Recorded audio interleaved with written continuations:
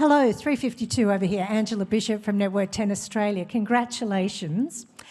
When you were writing the part of Snoop, did you ever imagine there would be a dog like Messi who could play the part so well? No, actually, it was. We were very conscious that it was really complicated to find a good dog like this, of course. But we organized a huge cast, and actually we decided to not really be focused on his physique, or body, beautiful, but just on her capacity, And Messi was really above every dog. Yeah, of course.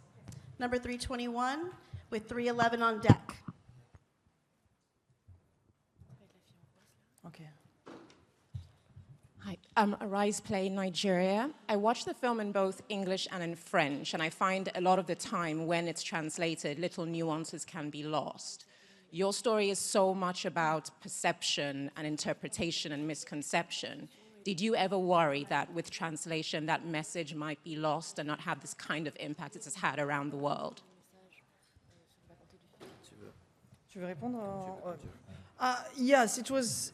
I think we were very control freak on the translation, and we wrote it in French after we translated, and of course we cannot, keep the exact, sometimes the exact expression.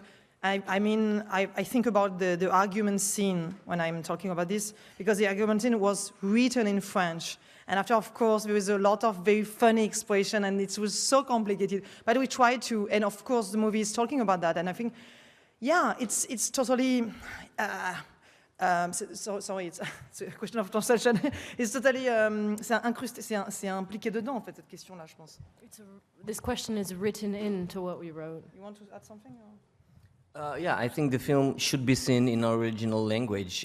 I can't imagine how it can be dubbed. I mean, what happens when she switches into English if she's already talking English? So I don't even know if that exists, that version, but it seemed complicated. So it's a statement for original language. Number 311 with 313 on deck. Romain Rinaldi pour Canal+, ce sera une question en français. After this long campaign, how do you feel now that you have this Oscar in your hand, and what does represent this victory for you personally and for the film que représente ça représente beaucoup. C'est vrai que je pense que de manière assez pragmatique, le film s'est fait dans des conditions très indépendantes. On était avec on avait une liberté totale de fabriquer le film qu'on voulait. Et c'est vrai que de se retrouver ici aujourd'hui, à côté d'énormes productions, c'est quelque chose de aussi pragmatiquement extrêmement joyeux en fait pour les gens qui font du cinéma, de se dire qu'on peut exister aussi en faisant des films totalement différents. Et je pense que la diversité du cinéma, c'est quelque chose qui me tient vraiment à cœur, de pouvoir faire des films. J'adore des énormes productions, mais j'adore aussi des petits films. Et je pense que c'est très beau de voir qu'aux Oscars, en fait, on peut aussi donner de l'importance à des films comme ça. Voilà. Sorry. May you please restate the answer in English as well? Oh, il faut qu'elle traduise. Ah, sorry, excuse me. So the answer was about how important it is to have a variety of film made and recognized, and to see that a film like this one, with the budget that it had, can be side by side with much bigger productions in a space like the Oscars, gives hope for what the variety and diversity of cinema can be. Number 313 and 357 on deck. Bonsoir, Franck Jonozo pour France Télévisions. You told us just yesterday that you didn't think this kind of movies could end up in the Oscars. What about now? Je la pose en français. Hier, vous nous disiez que vous ne pensiez pas qu'il y avait une place aux Oscars pour ce type de film. Qu'est-ce que vous en pensez maintenant? Ben non, mais je suis tellement heureuse. Ça veut dire que les films en fait traversent les frontières, que peu importe son origine, je pense que le film parle à un endroit aux gens, et c'est ça qui est le plus extraordinaire. Je pense que c'est le film parle vraiment du couple, de ce que c'est que de vivre ensemble en fait, et de deux personnes de nationalités différentes, et le fait que le film traverse comme ça des frontières, évidemment que c'est hyper joyeux, et Et je pense que depuis quelques années, on voit, parce que c'est pas le début de ça, qu'il y a un attrait, je pense, aussi pour le public, aussi des Oscars, de voir des films étrangers de plus en plus rentrer dans la course. Et c'est quelque chose de très joyeux, parce que je pense qu'il n'y a rien de mieux dans le cinéma que de pouvoir mélanger ces cultures et de pouvoir travailler ensemble. Voilà, moi, je pense que le film est avant tout un film européen, mais c'est vrai que le film montre tellement ça, en fait, cette réunion comme ça. C'est d'abord une Allemande qui vit en France et qui essaye de se faire comprendre. Voilà, merci.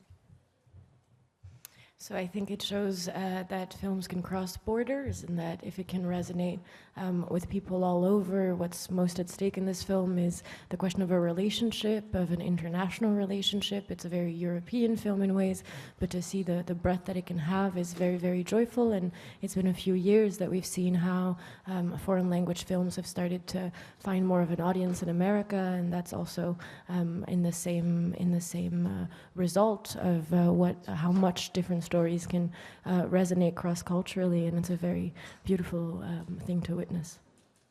Number 357, then we'll move on to virtual questions. Hello, over here to your left. How are you? Hi. Can you talk a little bit about, congratulations, by the way. Thank you so much. My name's Stephanie Frederick. Can you talk a little bit about using American rapper 50 Cent's PIMP song in your film? Yeah. I'm 45, and when I was young, I listened a lot 50 Cents. But I'm sorry. And it was a long discussion about how we can just find a song that we, on the loop, because it's on loop all the time, and just we asked first of all to Dolly Parton, Jolene, and they refused to give us the rights. And after we switched, it's really strange to start with Dolly Parton and to finish with 50 Cents. But in a way, yeah, I think it was the most passive-aggressive song, for the husband. And it was really important to find a song not too dark, in the flow, and just to find something very strange, and in the same time it's a hit. Of course, here it's a classic, and after it's music, it's just the feeling of what you, and I love very much this version. I had it in my computer since 5 years ago. I think my daughter was obsessed by this song, so it was a lot in my house. Okay, we're now moving on to virtual questions. We're going to York Vision. Caitlin, can you please introduce yourself? Okay. Hi there, I'm Caitlin from York Vision. Congratulations on such a wonderful screenplay and a wonderful film. I just wanted to ask you about Sandra, and she's such an incredibly intriguing, multifaceted and relatable female character. Her honesty stuck with me, particularly the lingering notion of whether she did it. How did you go about writing such a powerful female character? Par rapport à Sandra? Okay. I think Sandra is really interesting because she's playing it really in a very... sorry, I switch in French because it's too complicated in English for me. Elle le joue de façon extrêmement transparente, très... voilà, elle dit, voilà, je suis ça, j'assume ce que je suis, elle n'est jamais dans la séduction, donc du coup, il y a quelque chose de très... On a envie de la croire, et en même temps, du coup, c'est beaucoup plus intéressant, elle n'est pas dans quelque chose d'assez qu'on connaît plus, qui est cette façon de jouer un peu à l'ancienne, d'avoir deux visages, etc. Et après, elle a amené quelque chose de tellement... Après, je continuerai en anglais, si tu veux. Well, Sandra really brought something to the character in the transparency of her acting, and the way in which she never tries to seduce, and something about this way of being makes us really want to believe her, despite the fact that she doesn't give us exactly what we might expect. She broke from a kind of more old-fashioned form of acting that might have been facetious or sort of double-faced in a kind of stylistic sense. Yes, and I think she's living on set, she's not playing, she's really... She's really close to her body. The most of our discussion is just about the body, how to be. It's not theoretical on set, And I think she's really modern in her way of playing this woman. As a spectator, I'm watching a lot of crime stories on thrillers or things like this. But for me, Sandra brings something very new. She's really...